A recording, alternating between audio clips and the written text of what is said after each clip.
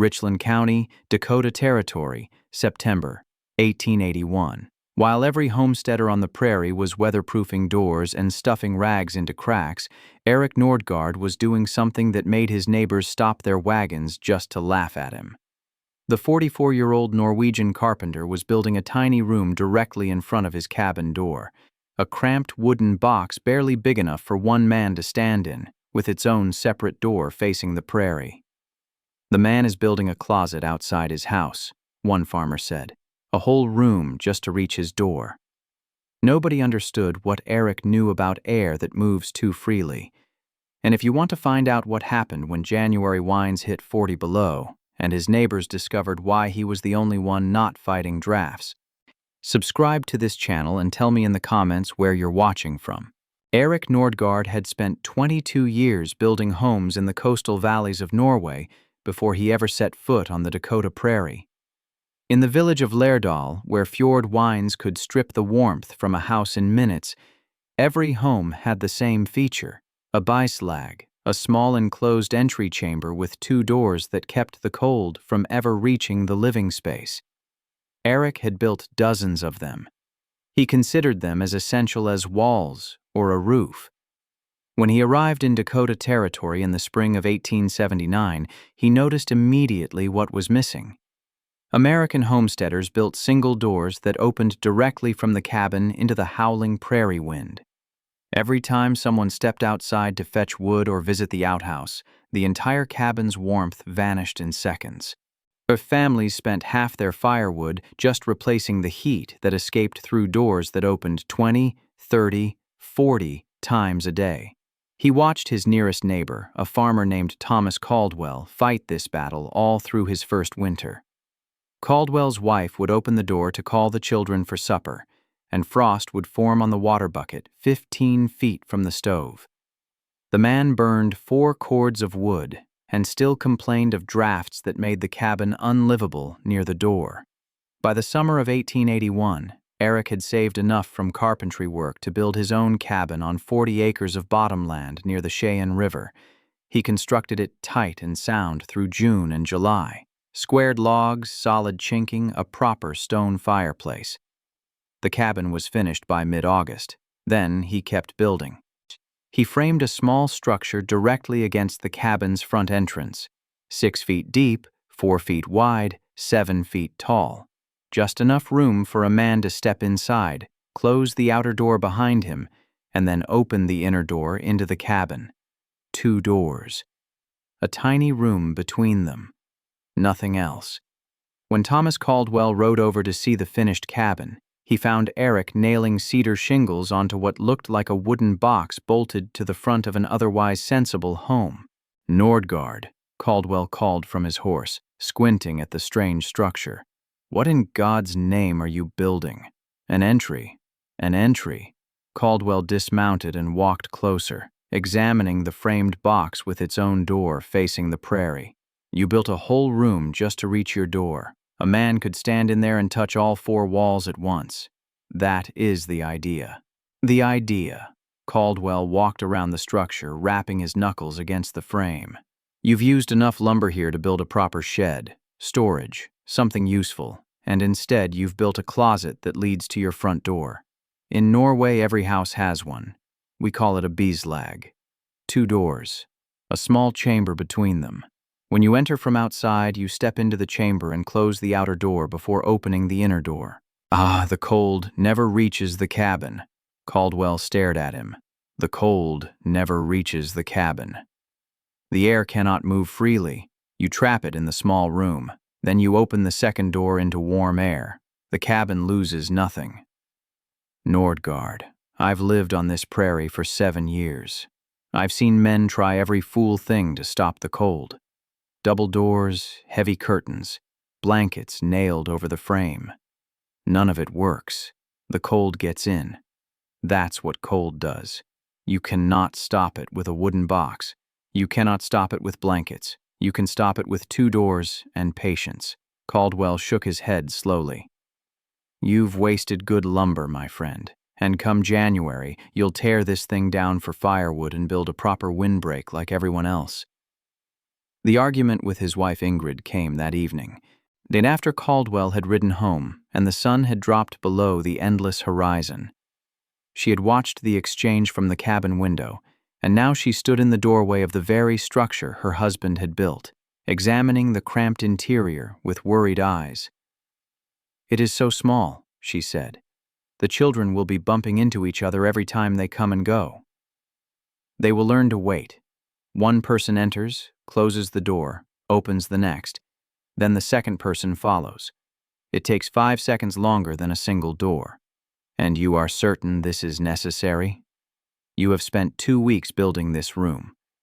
2 weeks of lumber and nails and labor. Thomas says, Thomas burns 4 cords of wood each winter, and still his family shivers by the door. Thomas stuffs rags into every crack, and still the wind finds its way inside. Thomas does not understand what I am building, and I do not expect him to understand until he sees it work. Ingrid pressed her palm against the rough-hewn wall of the vestibule. In Lærdal, every house had one of these. I remember as a girl stepping into my grandmother's bislag and feeling the cold stop behind me before I ever reached the warm room. Then you know. I know what I remember. But this is not Lærdal. The wind here is different. It comes from nowhere and everywhere. It does not stop for walls or doors or little wooden rooms.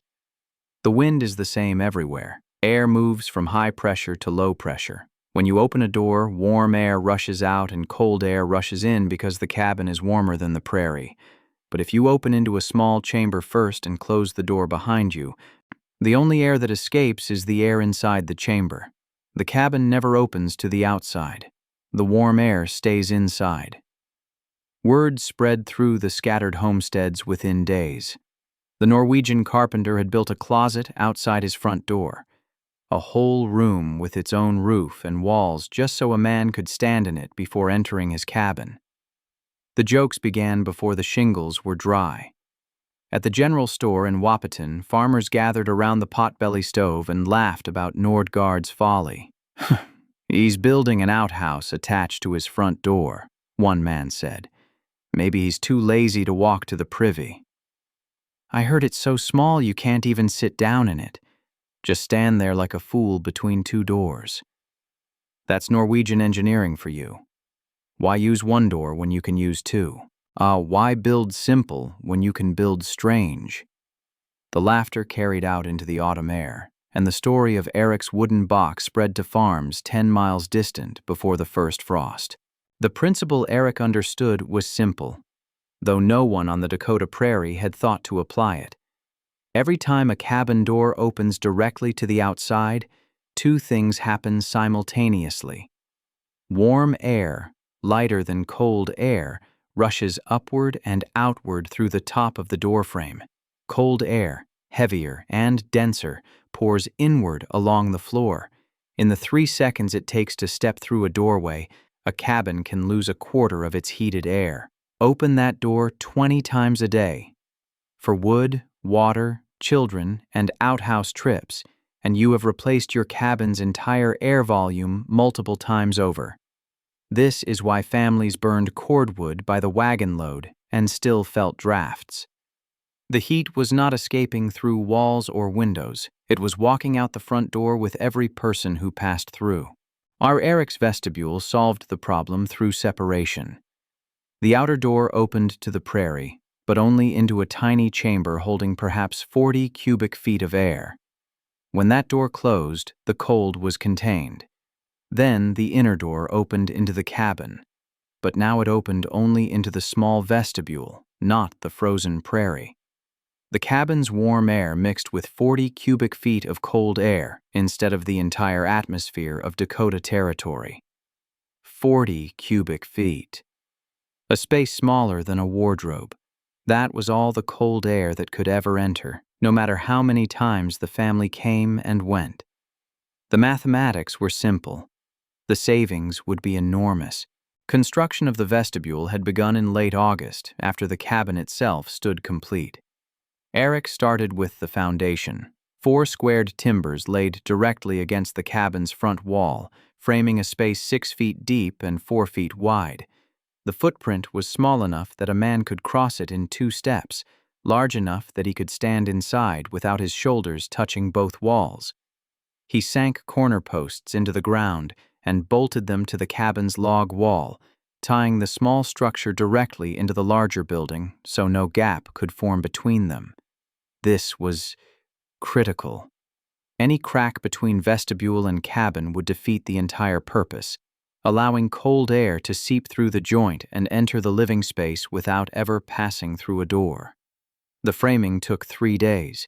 Eric used good lumber, straight pine he had milled himself from trees along the Cheyenne River. The walls rose 7 feet tall, matching the cabin's door height, with studs set 16 inches apart to provide solid nailing surfaces for the interior and exterior sheathing. Ingrid watched from the garden as the strange box took shape against their home. The children, Anders, 9, and little Kristen, 6, treated it as a playhouse, darting in and out of the open frame until Eric chased them away from his work. "They don't understand what it's for," Ingrid said one evening. "They will understand in January." The sheathing went up in the 2nd week. Horizontal pine boards on the exterior, carefully overlapped to shed rain and snow, with every joint caulked using a mixture of pine tar and oakum that Eric had prepared himself. The interior walls received vertical boards, planed smooth so clothing would not catch on rough surfaces as people passed through the tight space. The ceiling gave him trouble. Water pooling on a flat roof would rot the lumber within a few seasons, but a peaked roof on such a small structure would look absurd and waste material. Eric compromised with a single-slope shed roof, pitched away from the cabin so snow melt and rain would run off toward the prairie rather than pooling against the main wall.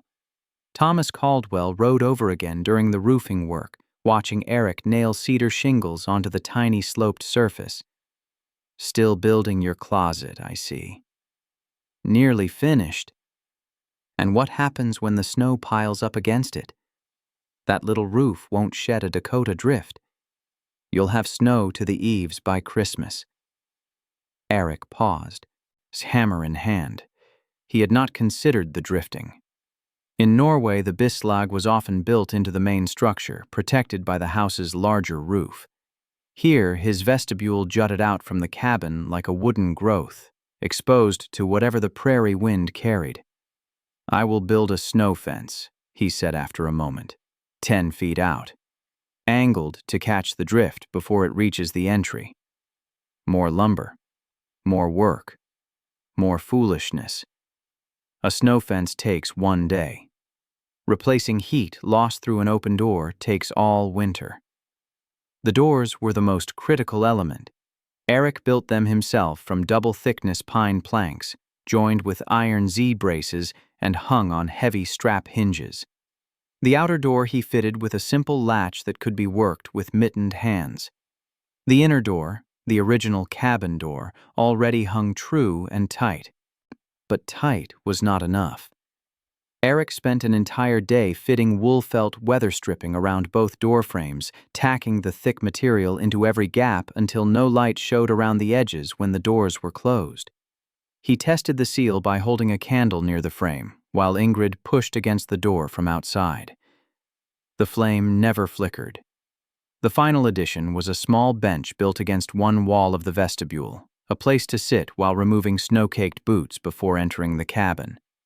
Above it, Eric mounted wooden pegs for hanging coats and scarves, keeping wet outer clothing in the cold chamber rather than bringing it inside to drip and steam. On September 15th, the vestibule stood complete. Eric walked Ingrid through the proper sequence: open outer door, step inside, close outer door completely, pause 1 breath, then open inner door into cabin. She practiced it 3 times while he watched. "It feels strange," she admitted. "Stopping between doors. It will feel natural by October. The children will learn faster than we will." That evening, Eric stood outside in the cooling autumn air and studied his work. The vestibule looked small and plain against the cabin's larger bulk: a wooden box with a single door, a shed roof, nothing remarkable. His neighbors would continue laughing through the fall, but Eric had built enough homes to know that the simplest solutions often looked the most foolish to those who did not understand them. A snow fence looked like wasted posts until the first blizzard buried the neighbor's door. A root cellar looked like a hole in the ground until January froze the potatoes stored above. The vestibule would prove itself the same way. All he needed was patience and winter. By late October, Eric Nordgaard's vestibule had become the most discussed structure in Richland County, and the most ridiculed. Farmers passing on the river road would slow their wagons to stare at the wooden box attached to the cabin's front. Some stopped entirely, calling out jokes that Eric could hear from inside. "Nordgaard, is that where you keep your wife when she talks too much? I heard the Norwegians build tiny houses for their trolls. Is that what we're looking at? Must be nice having an outhouse you don't have to walk to in the snow." Eric never responded. He continued his autumn work, splitting firewood, banking earth against the cabin's foundation, building the snow fence he had promised Caldwell. The jokes would answer themselves soon enough. The first hard frost came on October 28th, and with it came the first real test of the vestibule. Eric woke before dawn to find ice on the water bucket inside. The fire had burned low overnight. He rose, fed the stove until the cabin warmed, then went to fetch more wood from the pile outside. He opened the inner door and stepped into the vestibule. Cold air surrounded him immediately. The small chamber had dropped to outside temperature overnight, perhaps 20 degrees. He closed the inner door behind him, sealing the cabin's warmth inside, then opened the outer door to the frozen prairie. The shock of true cold hit him, 5 degrees above zero, with a light wind from the northwest. He gathered an armload of split oak, stepped back into the vestibule, and kicked the outer door closed behind him. For a moment he stood in the tiny chamber, cold wood against his chest, breathing air that was frigid but still. Then he opened the inner door. Warm air washed over him from the cabin. He stepped through, pushed the door shut with his hip, and deposited the wood beside the stove. Ingrid sat at the table with her morning coffee, watching. "Well?" "The cabin is the same temperature as when I left. Feel the air by the door." Ingrid walked to the inner door and held her palm near the frame. No draft, no river of cold air pouring across the floor. The warmth simply continued, undisturbed, as if no one had opened anything at all. "I felt nothing when you came through," she said quietly. "Usually I feel the cold from across the room when someone opens the door." "You felt nothing because almost nothing entered.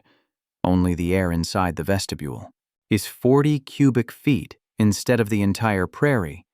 Ingrid pressed her palm against the door itself. "And this stays closed while the outer door is open. Always, that is the rule. Both doors never open at the same time. Ever." She nodded slowly. "I will teach the children today." The lessons proved more difficult than expected. Anders, at 9 years old, understood the principle quickly, but lacked the patience to execute it. He would burst through the outer door, stride across the vestibule, and throw open the inner door while cold air still swirled around him, defeating the entire system in his hurry to reach the warmth. "You must close the first door before opening the second," Eric repeated for the 5th time one afternoon. "Every time. It does not work otherwise." "It takes too long, Papa. I can feel the cold through my coat." 5 seconds. You can survive 5 seconds of cold to save the family hours of heat. Again. Little Kristen adapted faster than her brother.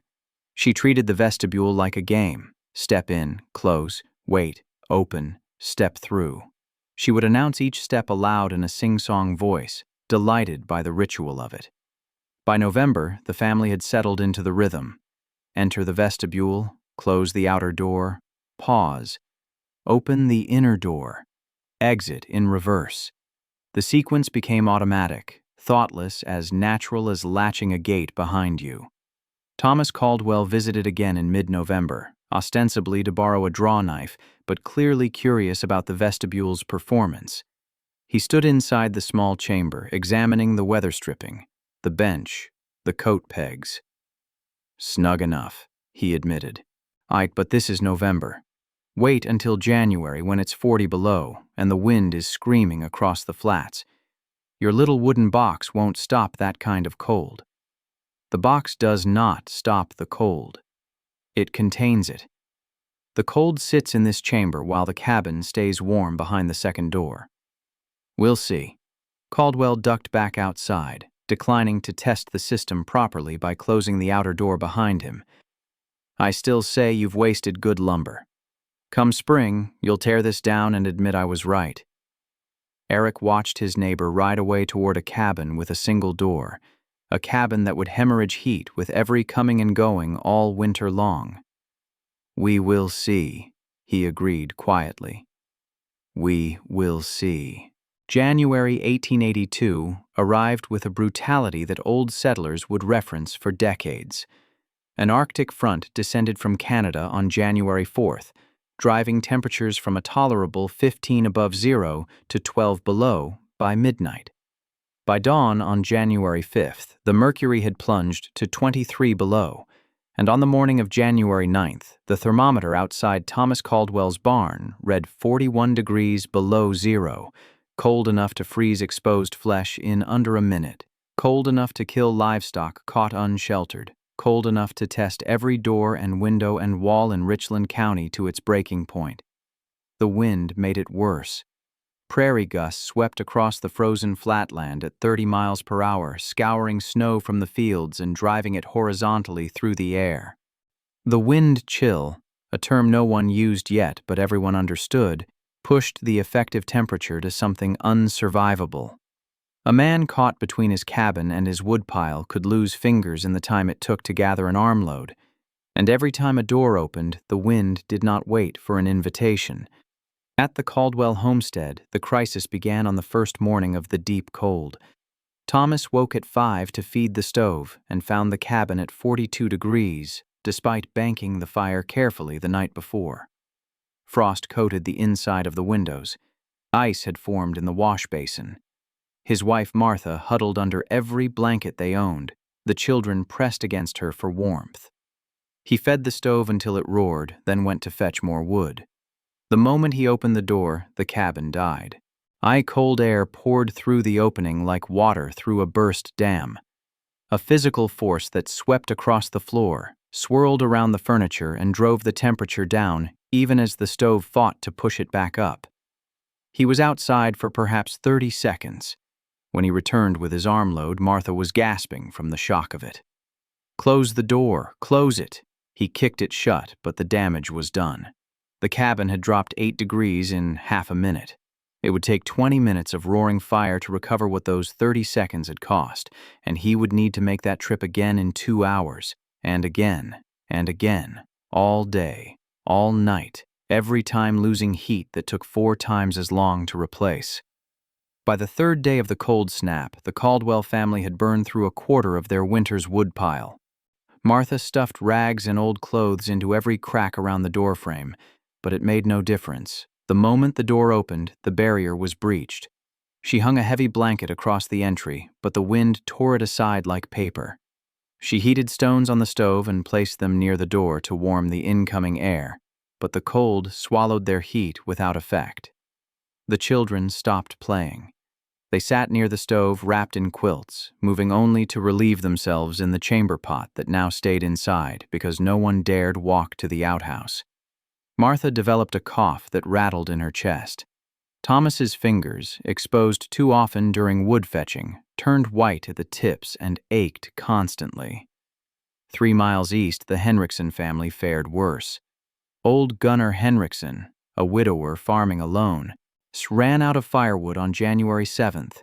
He had miscalculated, burning too fast during the first days of the cold, and now faced a 200-yard walk to his reserve pile in the blizzard. He made the trip once, returning with frostbitten ears. He made it twice, returning with feet he could no longer feel. On the third trip, He collapsed 30 yards from his door. His neighbor found him the next morning, frozen in the snow, with an armload of oak still clutched against his chest. The widow Patterson, living alone on 80 acres near the river, simply stopped opening her door. She burned her furniture when the woodpile ran low. She burned her bed frame. She burned the chairs her husband had made before he died. When rescuers finally reached her cabin on January 11th, she was burning books, the family Bible providing heat for one more hour of survival. At the Nordgaard homestead, January 9th began like every other winter morning. Eric woke at 5:30 to the sound of wind howling across the prairie. The cabin was cool but comfortable, perhaps 58 degrees, the fire having burned low overnight. He rose, fed the stove with wood from the pile beside the hearth, and waited for the warmth to build. By 6, the cabin had climbed to 64 degrees. The children still slept. Ingrid stirred, pulling the quilts tighter, not yet ready to leave the warmth of bed. Eric needed more wood. The pile inside would last until noon, but he preferred to stock the cabin fully each morning, rather than make multiple trips throughout the day. He walked to the inner door, opened it, and stepped into the vestibule. Cold hit him immediately. The small chamber had dropped to outside temperature, 41 below zero, the same killing cold that was draining heat from every other cabin in the county. He pulled the inner door firmly closed behind him, sealing the cabin's warmth inside. For a moment he stood in the vestibule, breathing air so cold it burned his lungs. The space was tiny, cramped, barely room to turn around. Frost coated the walls and the small bench. His breath crystallized instantly, hanging in the air as a frozen cloud. Then he opened the outer door. The wind struck him like a physical blow. Snow drove horizontally past the opening, the roar of the prairie filling the tiny chamber. He ducked outside. He gathered an armload from the stack. Wood he had positioned just 3 steps from the vestibule door, and retreated back into the chamber. The outer door swung closed behind him, cutting off the wind mid-howl. He stood in the vestibule, arms full of frozen oak, heart pounding from the brief exposure. The cold was absolute, merciless, but it was contained. It filled this tiny space and went no further. He shifted the wood to one arm, opened the inner door, and stepped into warmth. The cabin was exactly as he had left it. 64 degrees, children sleeping. Fire crackling in the stove. Ingrid looked up from the bed, watching him deposit the wood beside the hearth. Cold? 41 below. Wind from the northwest. I didn't feel it when you came through. You won't. That's the point. He made 4 more trips that morning. Each time, vestibule, close, pause, open, warmth. The cabin never lost more than 2 degrees. By noon, the indoor pile was stacked to the ceiling, and Eric would not need to open either door again until evening. Thomas Caldwell, 3 miles west, made the same number of trips. His cabin never climbed above 48 degrees, despite a stove that roared continuously. By noon, he had burned what should have lasted 3 days. Thomas Caldwell arrived at the Nordgaard homestead on January 12th, 4 days into the worst cold anyone in Richland County could remember. His face told the story before he spoke, raw and wind-burned, dark hollows beneath bloodshot eyes, frost still clinging to his beard from the 3-mile ride. He moved like a man who had not slept in days, because he had not. Eric met him at the snow fence and walked him toward the cabin. I need to see it, Caldwell said, his voice hoarse. I need to understand what you built. Come inside. Warm yourself first. They reached the vestibule. Caldwell stopped, staring at the outer door. The same wooden box he had mocked in September, now rimed with frost and packed with drifted snow on the windward side. How do I open the door, step inside? Close it behind you before you open the next one. Caldwell obeyed. He pulled the outer door open against the wind, ducked into the tiny chamber, and pulled the door shut. For a moment he stood in the cramped space, surrounded by cold so intense he could feel it pressing against his coat. The inner door was inches from his face. He opened it. Warmth poured over him like water. He stumbled into the cabin, and Ingrid immediately took his coat and guided him toward a chair near the stove. The children watched from across the room, curious about the haggard visitor. "What temperature do you keep?" Caldwell asked when he could speak. 62 to 68, depending on the fire. 68. Caldwell stared at the thermometer on the wall. 65 degrees. Outside, the wind screamed at 41 below. My cabin hasn't been above 44 in 3 days. I feed the stove every 2 hours. I've burned half my winter's wood in 8 days. How many times do you open your door each day? Caldwell paused, calculating. 15. 20. Wood, water, the necessary trips. 20 times you open your cabin directly to 40 below wind. 20 times you replace warm air with cold. Each time it takes, how long to recover? 20 minutes. 30 if the wind is strong. 600 minutes. 10 hours of heating each day just to replace what you lose through the door. Caldwell sat silent, the mathematics settling over him like a weight. Watch. Eric stood and walked to the inner door. I will fetch wood. Time how long the cabin takes to recover. He stepped into the vestibule and closed the inner door. Caldwell watched the thermometer. 65 degrees. He heard the outer door open, felt nothing, heard it close. A pause. Then the inner door opened and Eric stepped through with an armload of oak, kicking the door shut behind him. Caldwell checked the thermometer. 64 degrees. 1 degree. 1 degree. And I was outside for 30 seconds in 40 below wind.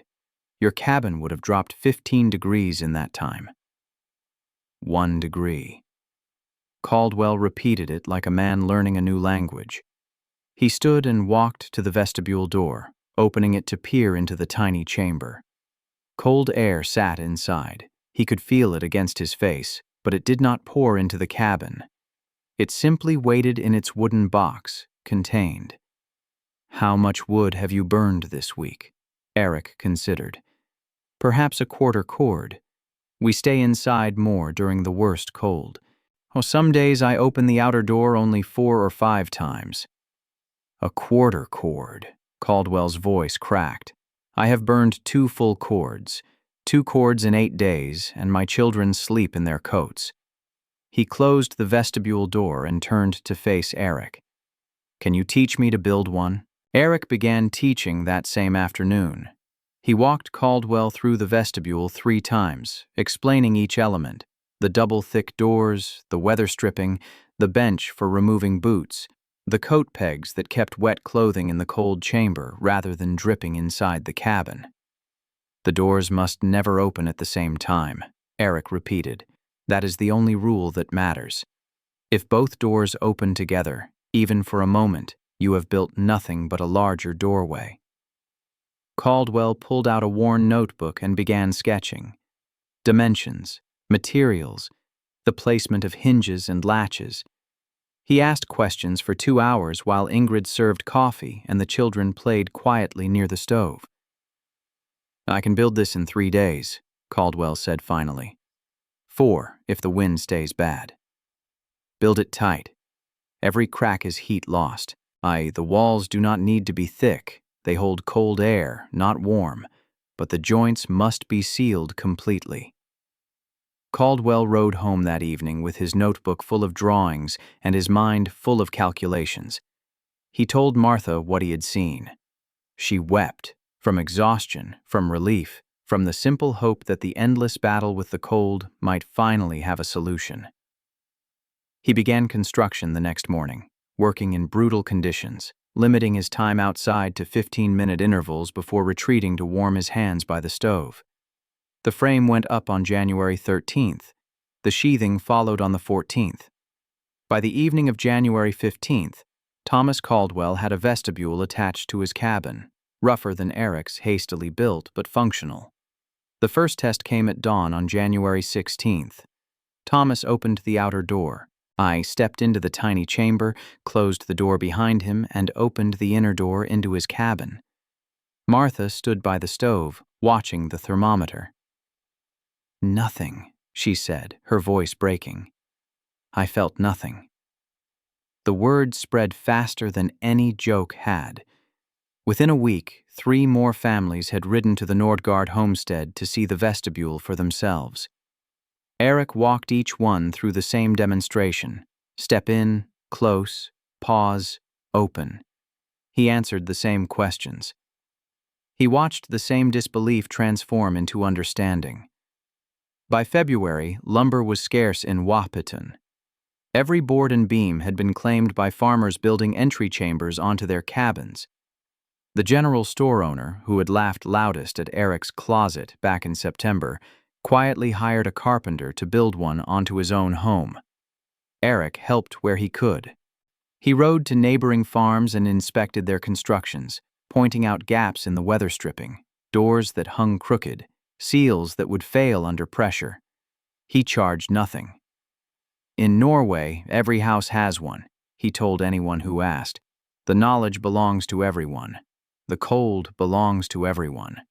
Why should the solution belong only to those who can pay?" By the following winter, vestibules had appeared on homesteads 20 miles distant. Farmers who had never met Eric Nordgaard built entry chambers based on descriptions passed from neighbor to neighbor, each one adapted to local materials and conditions but following the same principle: 2 doors, a tiny chamber, and the patience to close one before opening the other. The Norwegians called them bislags. The Swedes who settled nearby called them farstukvistar. And the Americans, with their gift for plain speaking, simply called them Arctic entries, and the name stuck. Thomas Caldwell never mocked Eric's carpentry again. His vestibule, that rough structure built in desperation during the worst cold of 1882, stood for 31 years. His sons built their own when they established homesteads further west. His granddaughter, writing a letter in 1952, mentioned that the family farmhouse still had grandfather's cold box by the front door, and that no one could imagine entering a home any other way. Eric Nordgaard lived another 28 years on that bottomland by the Cheyenne River. The vestibule he built in September of 1881 outlasted him, outlasted Ingrid, outlasted the original cabin itself. When the property was finally sold in 1941, the new owners photographed the weathered entry chamber before tearing it down. A wooden box barely big enough to stand in, with 2 doors and 60 years of prairie winters sealed into its joints. The photograph shows a simple structure.